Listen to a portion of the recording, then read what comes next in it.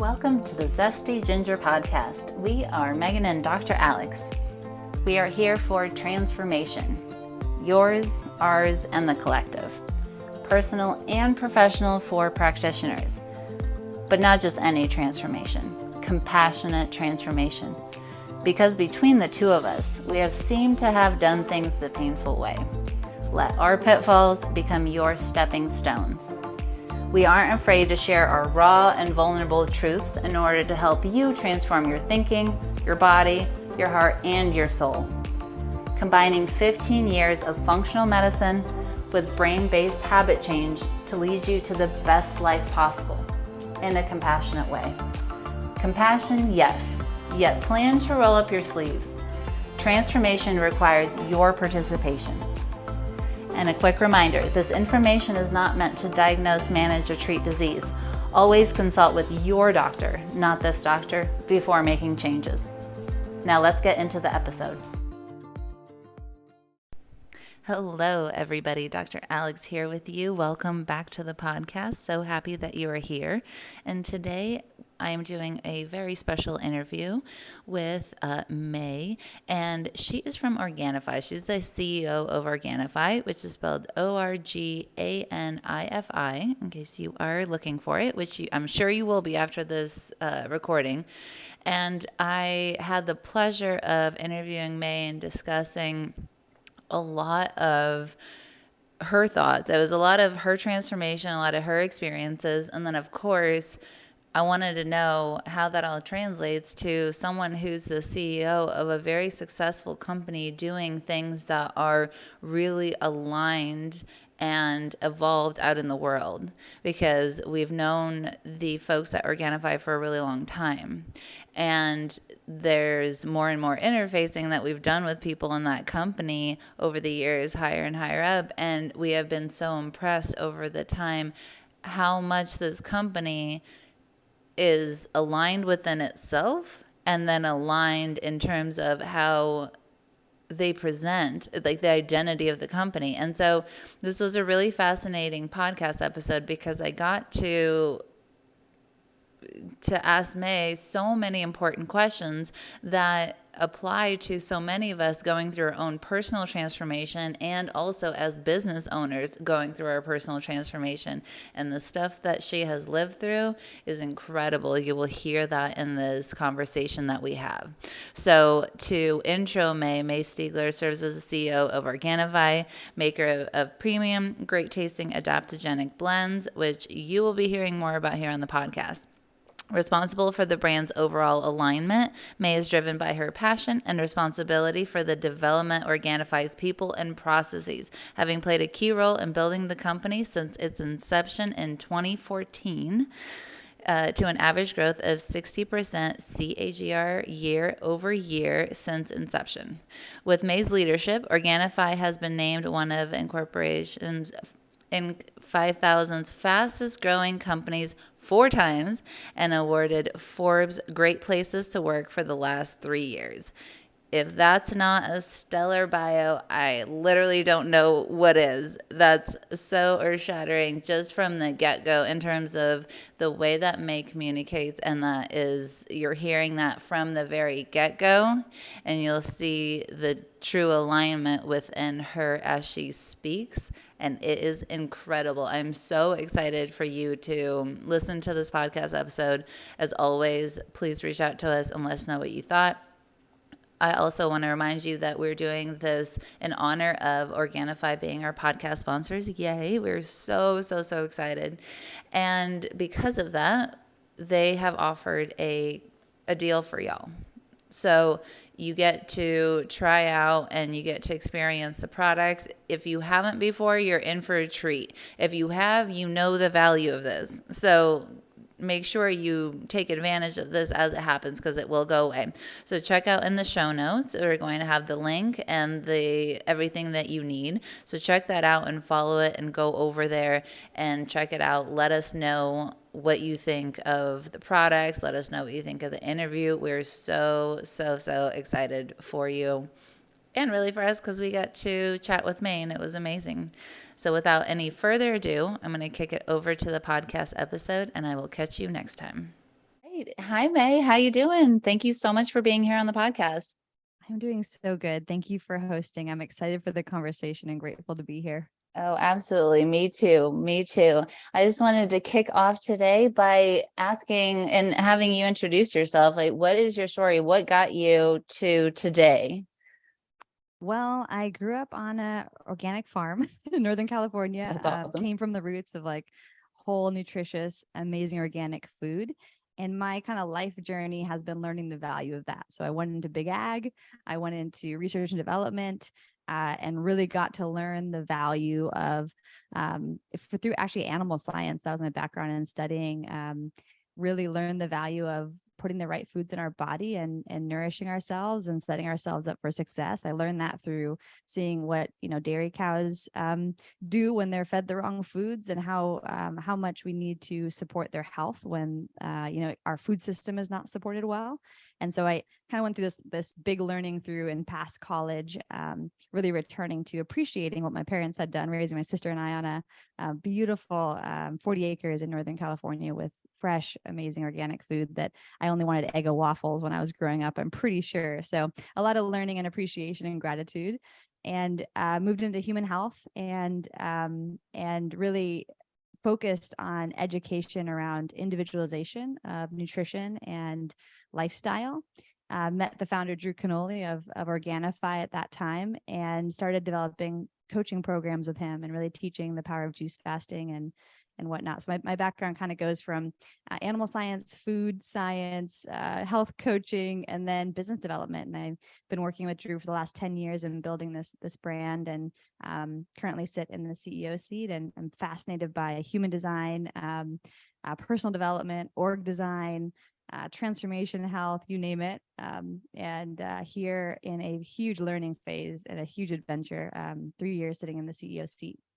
Oh, that's amazing. What a fun arc. It's always so interesting to hear how people's life always has these loops, these Big cyclical loops. stories that come back time and time again in different ways. That the way here on this podcast, we talk about mastery within someone's life purpose. Like, why does something keep coming up time and time again in my life?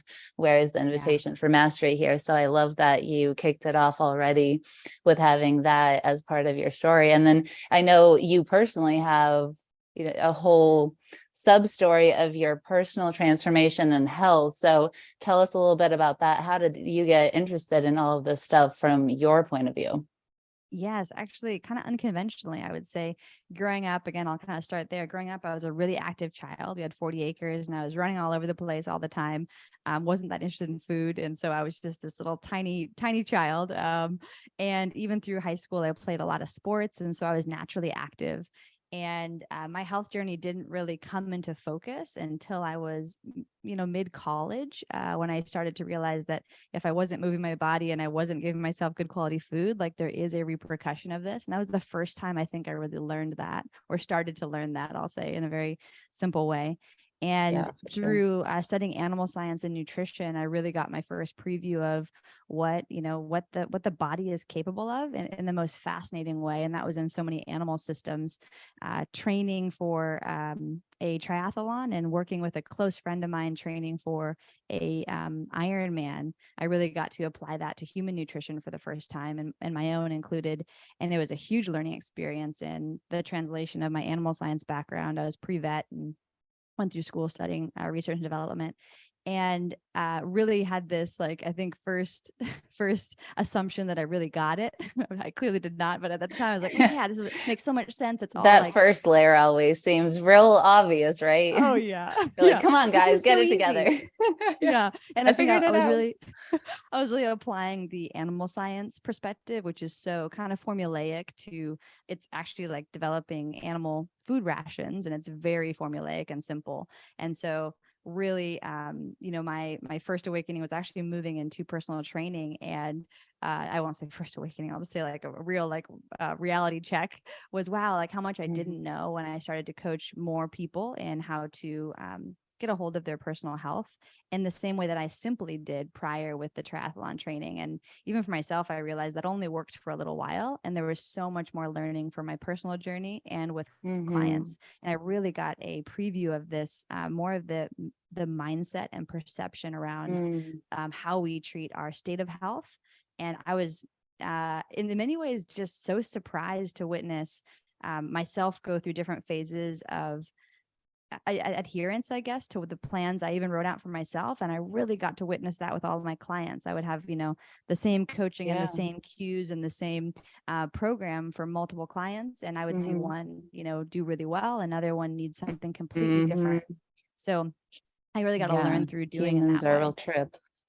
Like so much more advanced in the same way that, we say our level of consciousness, many people believe it's higher than animals. I actually don't. I think we all have our own superpowers, but there's this like almost superiority that, humans could have. But I think it's also one of our biggest challenges because we have so much mental, I would say, obstruction and obstacles that we create around our path to wellness.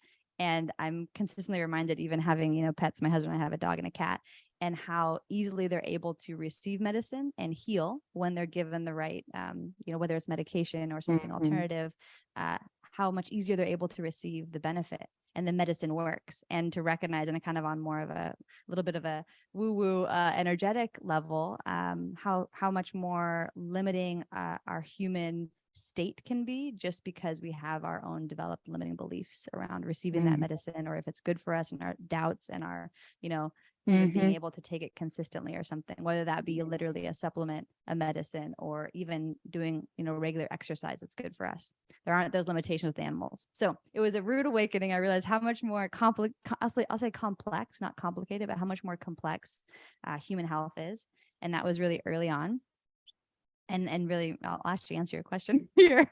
And so my journey into my personal individualized wellness was really started when I was learning in some ways for my clients. I was doing a paleo diet at the time. I was doing intermittent fasting. This was about 10 years ago as a personal trainer. And I would do these 30-day programs. My husband, at the time we were dating, he would often have a focus for 30 days, like, hey, we're going to drink more water for 30 days and we're going to track how we feel. We're going to do intermittent fasting, which I did for a lot longer than 30 days. And was exercising, 6 to 7 days a week, because a lot of that was actually my career. So I had gone through these two phases: growing up as a young, active child, being an athlete, going into college, recognizing I needed to go to the gym and or be active by design, having challenges there for sure, experiencing some disordered eating actually during college and those years, and coming through that by designing performance nutrition for triathletes and myself, and going through a triathlon.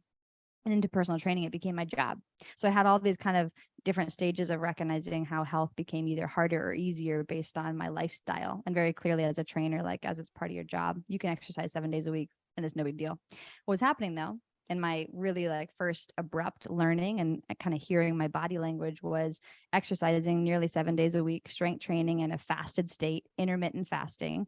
And I totally lost my cycle. I was 25 years old. No reason that I would have amenorrhea, where you just basically, your cycle disappears. And I totally freaked out. Absolutely. I had no idea. Yeah, I was doing all the right things. I was eating a paleo diet, intermittent fasting. And by right, I mean all the conventional. Yeah, you're doing all the right stuff, right? Yeah, super extreme healthy things. And I ended up working with a naturopath. I really had to get a kind of big gut check and second guess what I thought was healthy. And the most extreme version of healthy is not actually the best most of the time. There's a benefit bell curve to everything. And I had definitely surpassed the peak of that benefit, and was really experiencing even higher, my body composition wasn't improving. I was actually probably not in a healthy physical condition. Like a high cortisol kind of state. Yeah, super high cortisol, really early morning, high blood sugar too. So I was using a glucometer and looking at my blood sugar, and it's all really the things. common. Yeah, all the things. That intermittent fasting crowd does. Totally. And self-experimenting, I think, was such an important part, and has consistently been such an important part of my health journey. I worked with a naturopath. 6 to 8 months later, got my cycle back, did a ton of like less exercise, more eating, less fasting. So it was such a learning that like, I really have I have a lot to learn. I really don't know. And if I'm not listening to my body, I'm sure there's so many signs before I lost my cycle that I was unaware of. Right. Mm-hmm. And so, just that was a really important first, I think, wake up call, Mm-hmm. and such a humbling understanding that, that those ideal kind of ways of being optimally healthy are, still need to be individualized. And so 10 years later, my lifestyle is vastly different. I'm obviously not a personal trainer anymore. I'm a CEO, and my lifestyle is crazy. And my learning most recently was actually losing some of my sight in my left eye because of high cortisol again. And so it's something called like fluid on your macrama, but essentially it happens in high stress, chronic situations. And I had stepped into the CEO role, really not knowing what I was taking on, and really being, I think, drastically overwhelmed, and wanting to, my mode of working has been really wanting to take on everything myself and kind of go it alone. And it was really dysfunctional. And so it showed up by high cortisol, and actually losing some of my vision in my left eye. And it was such Oh, wow. again, a wake up call. That must have been scary. And yeah, really scary. And it took about a year I just got it. Just went back to the optometrist and got a clean bill of health, and took a year of kind of learning how to slow down again, how to ask for help, how to even like just the perception of those stress levels, something being out of balance, is what I'm right now learning how to redefine. So in this new year, looking ahead in 2023 and defining like, what could have been the signs of some of that, outside of just the basics, sleep, energy, mood, libido, hunger, cravings, cycle, of course, but just going through a new stage of learning for sure. And so grateful that was able to kind of downshift and learn that again. But that was a very long answer to your question around I love it. I journey. love it. Honestly, we always joke, but we are long-winded around here because we're all about the shades of gray, right? Transformation is such a nuanced thing. And we all learn kind of the tenet of what's most personal is most general. I love when people have such good depth to their stories, right? I love hearing all that because there's so much that we can talk about. There's so much to unpack there. And I love how you tied in the consciousness of animals and then went right into the intuition around, we can follow a checklist of the good health things to do and still get into massive trouble. Yeah. And then we can also even get better at that and still have a point where the continuing alignment between purpose and what it looks like day to day still needs some shoring up. And the process of transforming through that, it relies so much on things like intuition, which is something that we have in animals model so beautifully. I'm with you on the consciousness because I always am looking to, like, animals and kids are so wonderful to learn from because of that, because they really feel it. Yeah, they feel it and they do it. And they are so clear on who they are being and what they are seeking, right? The outcome there. And to learn that intuitive, sounds like your journey has really been to know yourself more and more and to intuitively give yourself the things that you need. That was a great summary. Yes. Which is amazing. Yeah.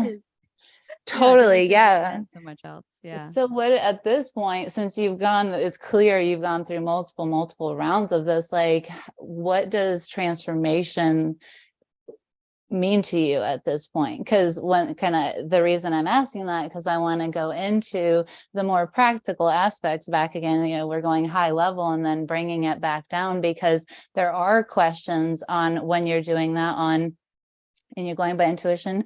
There's great supplements out there. How much do you take them? How often do you test? How do you know when to do it? When do you know that you're doing it out of a place of unalignment and you're just forcing yourself, right? And so I want to dig into all that. And so, but it's going to be from the foundation of we are transforming more and more into who we truly are. So with that as the the base, then we decide what it looks like. So what So does good. transformation mean to you?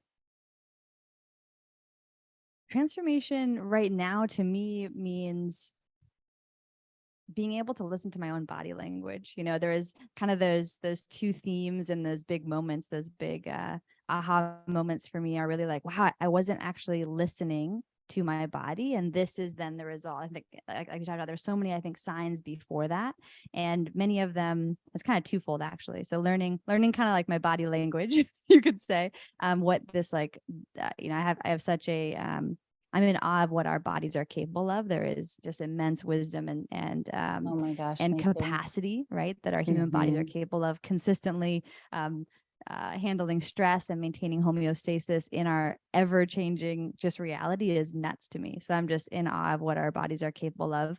So learning that language is a huge piece of transformation for me right now. And then it's really the perception of where my kind of mile markers are. So, and those are two kind of key areas that I've often talked about, even in the early days of developing the business in coaching and with clients. And I think to bring this down to something practical and tangible for listeners, and even to discuss here in that first kind of piece, which is like learning kind of your own body language. I think it's as basic as evaluating pretty consistently, like, how am I sleeping? And even on a scale of, dissatisfied to satisfied, like, what's my level of satisfaction with my sleep right now, with my energy levels, with my how do you think someone does that? Sorry to jump in. I just I kind of immediately heard what the follow-up question would be, which is, if you've been forcing it for a while, sometimes people are like, it's hard to track because then I get so in the numbers.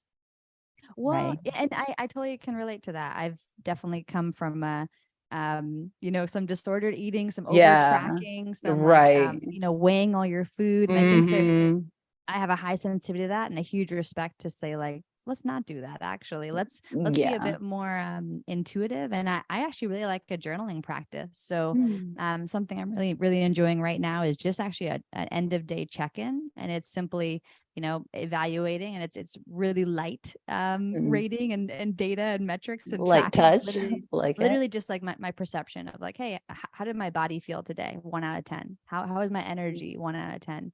How is my sleep? 1 out of 10. So really, and you can do 1 out of 5 or something, but very light, right? Good or bad, whatever, however you want to do it, or good or I love area that for idea. opportunity.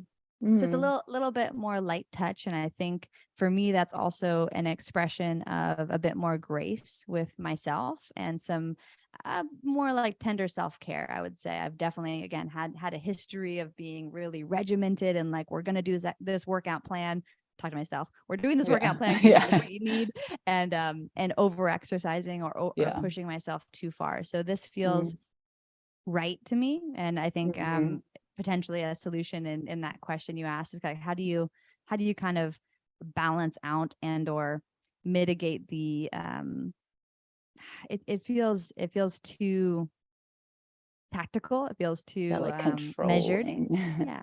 So I think how do you just still deal with feelings of guilt or anything on days where you're doing the evaluation and you are not loving what you're putting down? Or has that largely passed for you?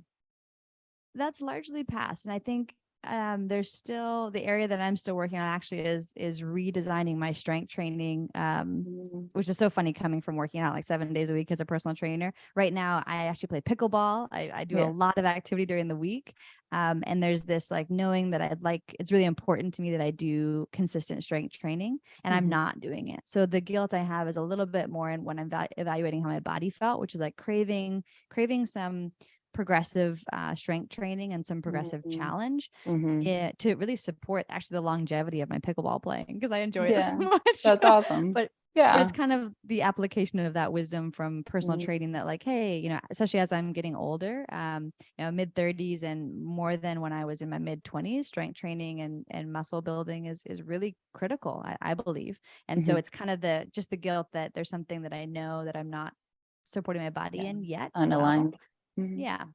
Got it. But the rest of it, if I'm not sleeping well, I really feel like kind of answering the question, did I do my best to get the most sleep I could, have the best energy I can today, really support my emotional needs. And that's more of like the mood category, and like really listening this last year, and kind of to even more deeply answer that question. This last couple of years, I've really taken time to ask, like, is this the best thing for me today? If my day was super stressful, I would say, hey, strength training is not the best for me right now, or going out and doing like a run, because it would elevate my cortisol even more so slightly. Yeah. The best thing to do right now is actually like go sit in the sauna, or go for a nice walk, and maybe call my sister, or, really tune into what I need at the time. And that's the second part of this, which is kind of, in transformation, how can I best set myself up for success? And there is so much Love that. energy behind that one, that feels more like grace, patience, slowing down, tuning in, not necessarily doing what, I think I should do, but doing what I feel I should do, which is very much the difference between like, thinking and feeling, which is really my personal transformation that I'm working on right now, or I'm focusing on right now, and making space for and giving time to. Wow, I love that. I love that. That is so true of, you kind of catch it coming and going in that sense. You're supporting all of the parts of what makes up who you're choosing to be, which is, of course, I'm adding what my definition of it is, which is, choosing identity. But yet, and I love how those things come together. And thank you for sharing that kind of practical sneak peek into your life and being vulnerable around that, because that's such a big thing for people on the, I know that I have tried the strategy of, if I just do it harder, more, take away more foods, take more supplements, if I just do that, then I'll do it, because it worked in work, it worked in school, it worked in sports, so it seems to track out. So then we apply that, but in health, it just keeps kind of eluding us. And so it just seems like the how of letting the transformation take you on that, which is from regimented to being willing to see how it goes and flow with the punches, and use your intuition and say, no, thank you. That authority can tell me that, but I'm going to not take that, and I'm going to do this instead, is also, it can feel a little bit like you're going crazy. It is, at least has been my experience. And I hear that from people all the time. They're like, life used to be clear. Yeah. And now it's like I'm free floating in this thing that I'm making up, which is great because we're in empowerment, but it can also be really scary. And I think vulnerability, the reason I appreciate so much that you were sharing that, is that without that insight, sometimes it's easy to sit back and go, gosh, there must be something wrong with me personally. I'm doing it wrong. Whereas when you listen to anybody, most of us are like, well, I don't really know exactly what I'm doing, but this is feeling right for me now. And there's a critical, I think, perception or mindset shift in that I think is important. And it's, instead of being focused on the feedback loop towards your goals, which is what I want to accomplish, whether it's a weight goal, and this is kind of the importance of like the right measurement in my mind. If you're measuring just the outcome, which is like, am I, 110 pounds? I'm a small lady. Am I 110 pounds? Am I 110 pounds? What you're missing, and like what has changed for me, is I am focusing on the learning, right? So I'm super curious, more so than that feedback loop that is, or not feedback loop, but the loop that something is wrong with me if I'm not getting the results. I'm asking, like, I wonder why, and what does my body actually need to produce the results? Instead of like kind of forcing your body to get the results, I'm asking, what does my body need to produce those results, or to create that outcome, which is quite different. And it's more of I'm curious and learning about what could be sustainable and what could be enjoyable for a long time. That's kind of how I'm defining sustainable, because sometimes it's not very appealing, but like, what could be enjoyable for a long time for me? And that's very different from, and I'll contrast, 10 years ago, looking at goals, I was like, how do I get this outcome as fast as possible? And I wasn't even considering, do I want to keep doing what I'm doing right now to get that result for the next 6 months, 2 years, 5 years? And that changes a lot of the perception around the way in which, the path in which I take, and even the perception that I'm being successful with that path. So it's a contrast in that mindset. Results focused, outcomes focused versus sustainability, enjoyment, even learning focus, curiosity focus, that helps, I think, bring in a way of transformation that doesn't have as much of the kind of sharp edges around it that feel like self-doubt and even a lot of judgment, right? Mm-hmm. Oh, I love that. I love that. And it seems like not a very big distinction. Like It's the small. where the distinction lies is how different you feel thinking that thought.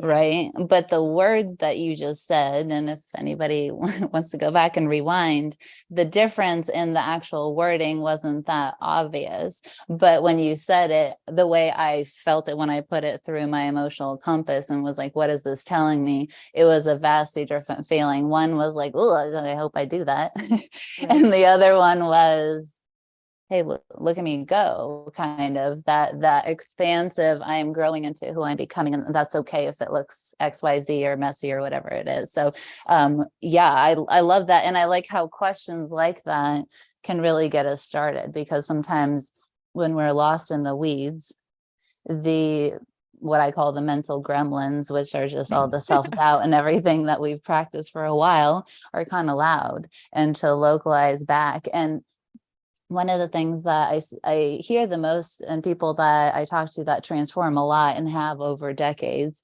is that it tends to be those smaller nuanced differences on the surface that don't look like you're doing much, but because the emotions are so different behind it, the results are vastly different. And it's interesting how people seem to come full circle to actually getting results quickly, which is what they were trying so hard to do in the beginning anyways. But they have to come all the way full circle through the expansion of it to come back around to be like, oh, that was easy. I just kind of had to stop the BS of all the stories and the interpretations in the past that I was kind of letting play out. So with that in mind, you clearly have, you're very clear on your goals and then what you do. So with that light touch, what do you identify as being the highest yield, like small things that add up to the biggest results for you these days? It's interesting. I'm kind of fascinated by just consistently having a healthy foundation, a healthy normal, a healthy default. And so right now, and like just with so much gratitude, reflecting on my lifestyle, I sleep really well, have great energy, great libido, great mood, typically, like a lot of balance. And That's so awesome. the area, yeah, I'm very, very grateful for that. And so much of that has to do with the normal in my household. My husband's also in the health and fitness space, and we just have so much support built into our household. So really grateful for that. So a super strong foundation.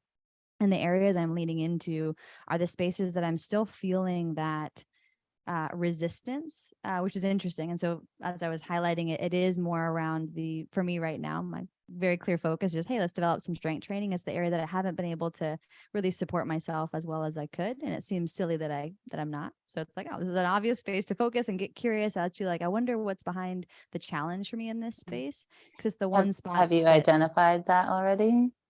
Not yet, no. Yeah. And it's I'm the feeling is it's related to prioritization around work. And because with pickleball, there's a really positive peer pressure. So I like to kind of look at the architecture behind what works for me. And like, there's positive peer pressure because I'm playing with other people. So I'm committed to other people in that exercise. Strength training is just me and me, right? So it's always the option of like, ooh, we have like a home gym in our garage. And I'm like, I can go downstairs, it's literally down some stairs. I could go down there and do a workout, or I could wrap up, the OKRs review for our team for the end of the year, right? For initiatives. So that kind of Yeah. The self-awareness there is designing strength training probably with somebody else. So let's have a partner that I work out with for 2023 and kick off that way to have some built-in positive accountability, because that is what has worked and even probably what is tying me into delivering for my team and for Organifi over and above my strength training. So as I start to talk that through, thank you. Yeah, That's probably the first highlight. absolutely. I love I love talking strategy. So I love how it's very clear you're applying what has worked in one area to cross cover, like, the positive peer pressure. And I know that works. Why wouldn't it work here? That's so cool. And what's interesting is I think in any of the areas that we're focusing on, it's so helpful to look at what format has worked best and why. And that is still the individualization of health, which is fascinating to me. It's like looking at how do you set yourself up for success, knowing yourself so well. And there's literally no one that knows you better. So really play to that strength and consider, and in the same way that we were talking about, designing goals and even how we become healthier and go through transformation. So much of it is the benefit of getting to know yourself, building self-awareness. There's this infinite benefit as we become more and more self-aware, both from, and to your point, the energy that we choose to make change from, which is the difference in the questions we ask. How can I set myself up for success? What do I need to make this, what does my body need, my lifestyle need to make this easy? And did I do my best to get to bed early, get my best rest, have the most energy today? That shift in the energy in which, we kind of approach our transformation and our change in can change everything. And it's super simple, to your point. So roundabout way to answer your original question. That's great. The things that make the biggest difference in my life right now is more around lifestyle. And it's small changes. So 1% better. We're looking at like right now, we have a really consistent pickleball schedule, my husband and I, and that's really wonderful. And we think, hey, how can we maybe add an additional day in, or maybe play for a little bit longer?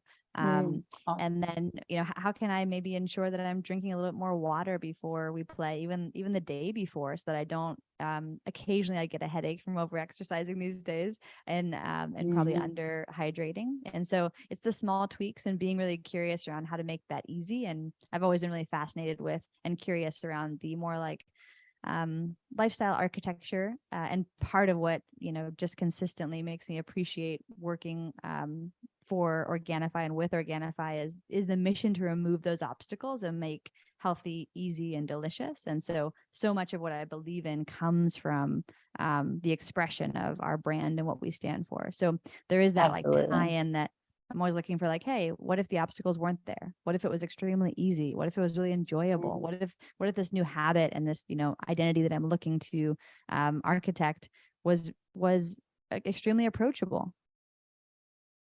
Yeah, that's amazing. And I do love that the focus is not just good health for those products, that they are formulated in a way that someone can accurately self-reflect and with awareness say, this feels good as an addition. And I will say that is the whole reason we're having this conversation now, is because for the last couple of years, part of Megan and I's transformation has been to really understand that in addition to the physical body and just how important that is, that the mental, emotional, and spiritual bodies are often vastly underrepresented. And people don't have the support structure and the resources in their own lives to feel good in those areas.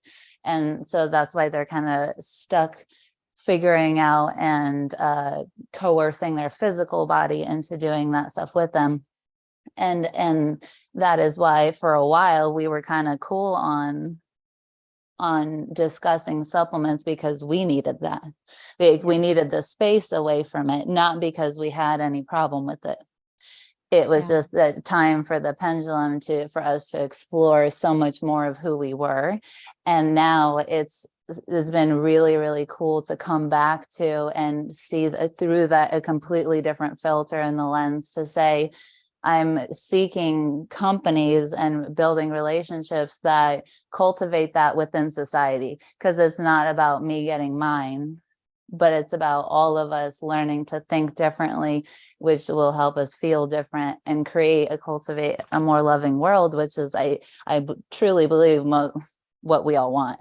Right. And so that is such a cool. So thank you so much for what you do. That's awesome. And thank you for coming on here. I do want to ask, like, what habits and small ways that you instill that self-awareness, because a lot of times people with self-awareness know what they need to do. But the trick is that they're not necessarily asking themselves the questions or have the habits surrounding cultivating the self-awareness to begin with. Yeah.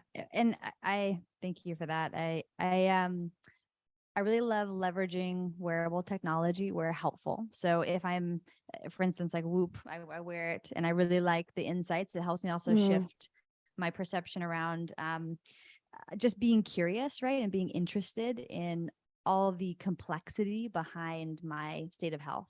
So more than just saying, did I sleep well or not? I'm also interested in all the details. Like I wonder how long it took me to go to sleep. I wonder, how rested do I really feel? So really getting deeper information and looking more closely at those.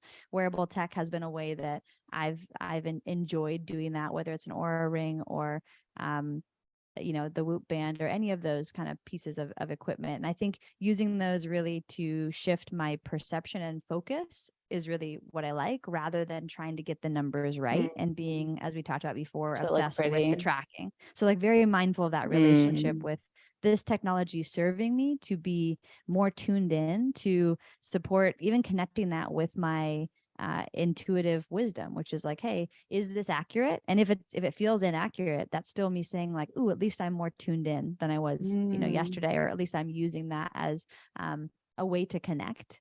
I love that.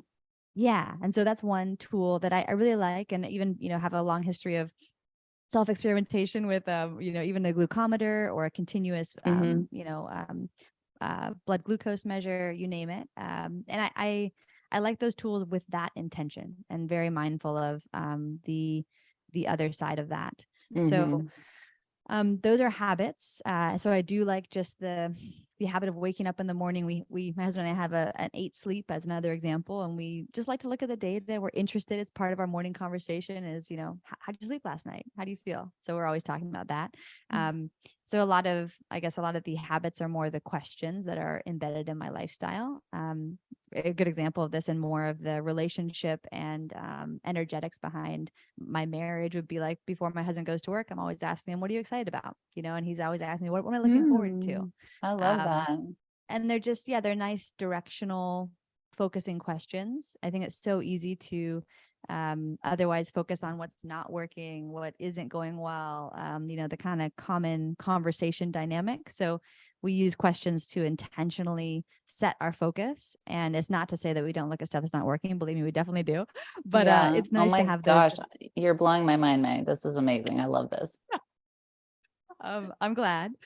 And it's, I'm sure we learned it from like a podcast we heard or something, but it's also, and I guess more on this during our kind of our weekly rhythm, our Friday and Saturday nights. If we're home, we're up on our rooftop by our fire pit, and we're normally having a nice cocktail or enjoying a great Organifi drink, like a Gold before we go to bed, our sleep support product. But we're also asking each other, like, reflecting on the week and or the things that we loved, and asking like, how can we do more of that? How can we enjoy that more? How can we be, closer to that?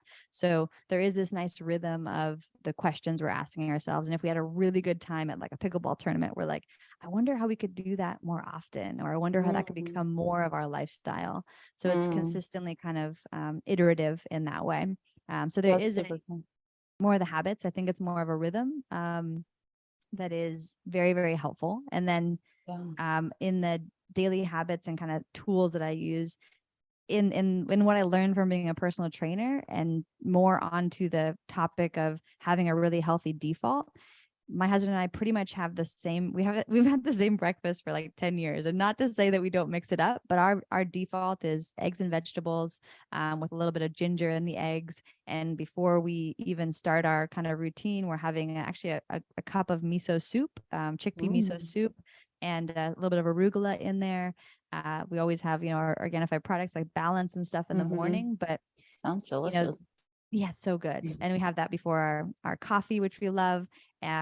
And it's something that I think just the defaults are really healthy, and so that we can make adjustments, and I can, add in new habits really easily. For instance, Yeah. just started taking some more magnesium. I hadn't taken it for a while, and we already kind of have this nice habit of taking a couple capsules or supplements in the morning, so it's super easy to add it in. And that's, I guess, kind of more of the science of like habit stacking, which is like, what are the things you already do that you're adding to, rather than focused on what you can consistently be removing or stopping or doing less of, which is still a valuable exercise, I suppose. Yeah, no, that's amazing. Yeah, I'm totally going to steal that, because that thing that you said about asking questions that help you focus on what you are moving towards rather than what you're moving away from, because that's what I heard, right? It's not how is your day after and evaluating what sucked and moving away from it. It's setting the tone before you even leave. What is my reticular activating system looking for out in the world? And I'm setting that to move towards excitement. And in my questions, I can help even someone else's subconscious be set to look for excitement just by how I'm communicating with them, by the questions that I ask. So I love that. Thank you so much. I will be stealing it ASAP. Well, That's really cool. Relate that really quickly to more of the health transformation side. And for a long time at the company, we were coaching groups of clients in looking for and focusing on 1% better. And because we know that transformation, and especially health transformation, takes consistent time and effort and focus, it was so important, because it's not going to happen overnight for the most part. It's so important to look for the tiny improvements and look for the tiny changes. So on that same note, with the focusing for the day and the questions, even if, and in between the points of progress, whether it's your weight that you're looking to transform, or ideally like your mindset or something in a huge way, really looking for what got improved. So what did I do better? And it could be as something as simple as, well, I drank a little bit more water this week, or today I drank a little more water, or I intentionally got to bed 10 minutes earlier. And being able to both celebrate and see those spots of improvement is so critical. It's the perception of progress that I think for the most part, like, we're unfortunately so conditioned to only look at the huge milestones that happen rarely, and it's very hard to maintain motivation between the spots otherwise. So true. So giving yourself the, maybe it's that journaling exercise, but you're looking for and highlighting, it's kind of that gratitude list, but more specific to your transformation. What went well? What did you do 1% better? And you're looking for that tiny improvement, because that is, the compound effect in so much of the things that actually create transformation. It's so true. It's true. And anybody who's been listening to this podcast for a while has heard me talk at length on why that is true for brain rewiring, right? The regions that are set up in the brain and the neural networks between them. If you want to feel good at the end of losing weight, you have to learn how to feel good in the process of doing it, so that it is hardwired to become that identity. There's no two ways about it. Those two neurons better be touching. Yeah. And they can only be touching it if you actually feel that way. And so I love that you reminded us of that reality of that. If we want the transformation, we have to become the person who does it. And it's interesting how much resistance can come up to positively transforming. You would think it wouldn't be that hard to convince your own brain. But since that sucker is set to efficiency and survival, and not your, not your strength training, we have to get strategic about how we interact with ourselves and how we set up those. And I love that we wrapped up here today with the small micro habits. We can talk about all these huge transformation and identity, but at the end of the day, we have to show up for ourselves and actually live the aligned life that we say that we want, or it will just continue to be a little bit of a pipe dream in some future. But thank you so much, Mae, for coming on. I love this conversation. And thank you so much for everything you do with Organifi. Absolutely, Alex. Thank you for hosting. And I'm really grateful to get to share Organifi and just And in this conversation, kind of where that connects is the origins for the brand, really removing the obstacles to being healthy. So really designing, taking a lot of time to design delicious, very high quality adaptogens and superfood blends, and starting with a really high level of quality baseline, which is, all organic, glyphosate residue free, and then clinical doses of the key ingredient for the basically benefit of the product. So from there, then, as we talked about today, so much of the journey becomes easier, and really the important focus is individualization of your health journey, because you're removing all of those obstacles beforehand. So and that's a lot of the work which we talked about mostly today, which is actually like the meat of it. So it's true. Well, and the reason that we can talk about all of these much more results oriented topics is because high quality stuff like that exists. The problem has been solved, and a lot of people are running around trying to solve a problem that has already been solved. and it's the mindset that says it has to be hard for me to get what I want. And the second that we begin to be courageous enough to break that and to say, yeah, but I'm not getting the results, so I don't know why I keep telling myself that story. I'm going to actually have the courage to do things differently. Then we get to say, actually, my health is worth it. I'm going to invest in the things that feel good and make it easy. And then I'm going to direct my energy to giving myself more of what I want, which is all the good stuff we actually say. So, I'm far from the days where I used to spend like hours in the kitchen every single day making things from scratch and doing all this stuff. I'm grateful that I did that. That was great, but honestly, it made me miserable. I missed out on so much stuff, which is why now my return to approaching my health is so different and so much more fun. And I spend so much less money overall. And because I get stuff that's someone's already answered the problem, then I'm like, I get to focus on doing the things I love. And quite honestly, my whole life then works more smoothly. I'm not losing time doing something I hate, which makes me resentful and bitter. And who wants that anyways? No, and it's so much just like self-awareness to set yourself up for success. And I think it's looking at, in our lives, how can we do that more and more, and invest in those areas that we really have the opportunity to do so, and then make the rest as easy as possible, because healthy can be delicious, healthy can be easy, healthy can be like the best thing ever. It's our limiting beliefs that make it totally it's me hard. Right, because in my belief, totally, I already changed that to it should be delicious. Like I'm past the can. I'm like, I'm like, it should. I'm tired of putting things in my mouth that I don't enjoy. Like I did that for so long. I'd be like, yep, this pickled ginger covered in sardine oil is great. You know what I mean? Like I would sacrifice everything just because someone told me to do it. And at no point am I willing to go through that again, because the disrespect to myself was too high. It's good food, but I'm going to go do it a different way. So grateful thank you for making those. Yeah, absolutely. Yeah. Thank you so much.